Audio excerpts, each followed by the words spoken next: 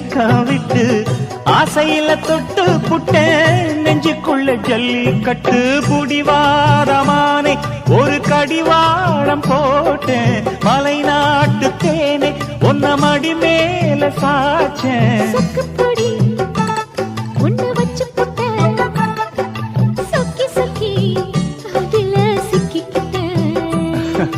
கிச்சிலி சம்பா குத்தி எடுத்தே மொச்ச குழம்பும் வச்சு எடுத்தே ஆமாடி அதுக்காகத்தான்